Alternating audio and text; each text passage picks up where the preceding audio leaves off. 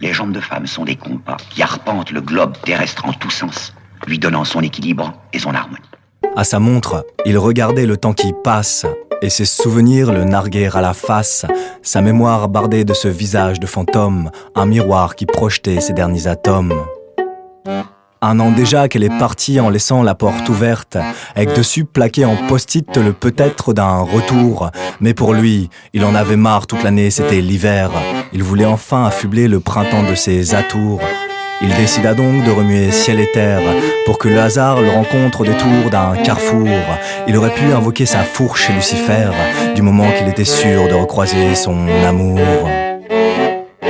Tous les jours, il déambulait dans les rues pâles de cette ville, le nez dans les pavés pour y boire le reflet de cette fée. On avait beau lui dire que sa quête était vile, il nous jetait un regard noir et ses larmes se gonflaient.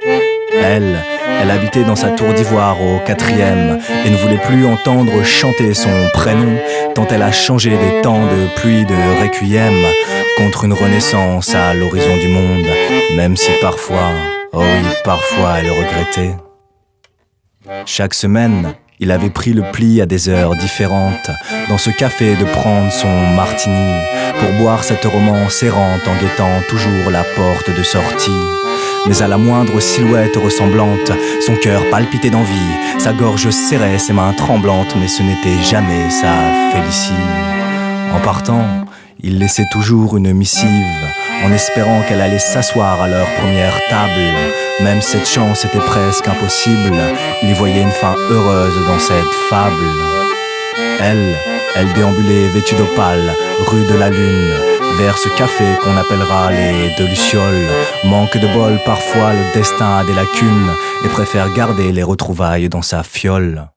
Il avait déjà passé le pas de la porte et traversé la rue, lorsqu'elle vint s'asseoir sur la tiédeur de son départ. Elle commanda un verre de vin et vit son mot qui lui parut comme un prochain retour de pont d'espoir. Elle décida donc de remuer ciel et terre pour que le hasard la rencontre au détour d'un carrefour. Elle aurait pu invoquer sa fourche chez Lucifer du moment qu'elle était sûre de recroiser son amour. La ville était devenue leur labyrinthe où tous deux étaient en quête des bras de l'autre, un tango inattendu où le temps s'éreinte en cherchant au cœur de la cohorte. Du haut de leur falaise d'espoir, sur laquelle s'écrasent les obstacles, ils voyaient poindre à l'horizon de leurs songes la brillance d'un phare, un grain de soleil sur le ciel d'un oracle, un rêve en éveil sur l'épaule d'un soir. Comme se consume la brume sur la levée d'une histoire, elle déambule sur le fil d'un trottoir pour trouver sa fin. Lorsqu'un matin il n'y pensait plus car la pluie avait recouvert l'espoir, il entrevit dans le couloir d'une ruelle son parfum.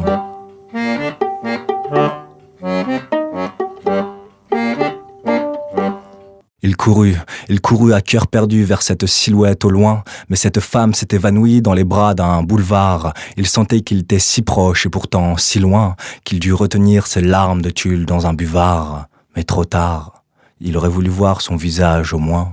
Tout autour de lui, le décor tournait comme au ciné, et quand il tourna la tête, la foule disparut. Sur l'autre berge du trottoir était sa dulcinée, se tenant là, seule, dans sa plus belle parure. Et d'un baiser de linceul, le ciel s'est calciné, et pour une seconde fois, leur cœur s'est embrasé. Alors tu m'as embrassé, et tu savais que c'était filmé. Salaud, va.